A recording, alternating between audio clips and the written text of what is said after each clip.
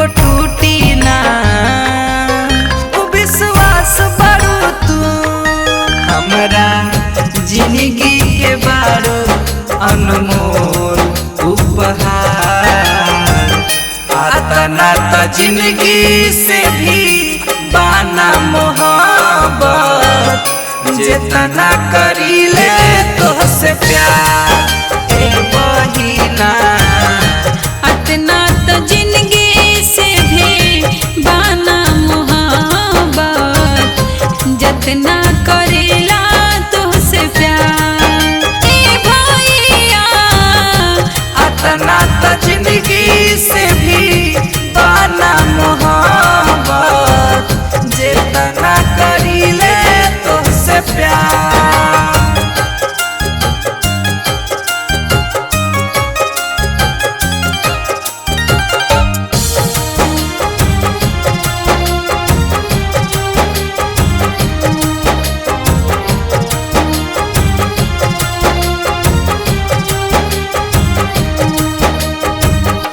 गम में हंसावेलू रूठी तो मनावेलू करेलू लड़ाई बार बार।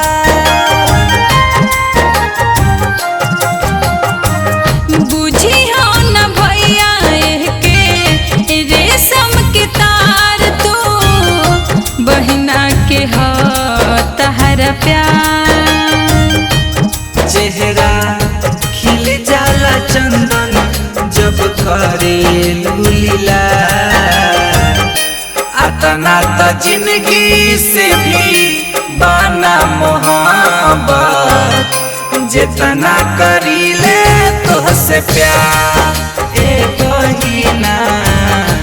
अतना तो जिंदगी से भी बाना मोहब्बत जितना करेला तुझसे प्यार ए भैया।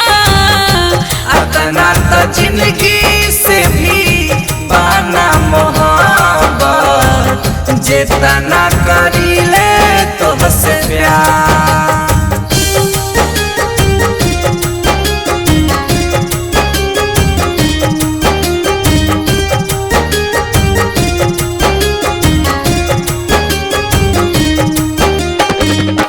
गिरे लागे लोर सोची बिछड़े के बात त कैसे सहाई जुदाई।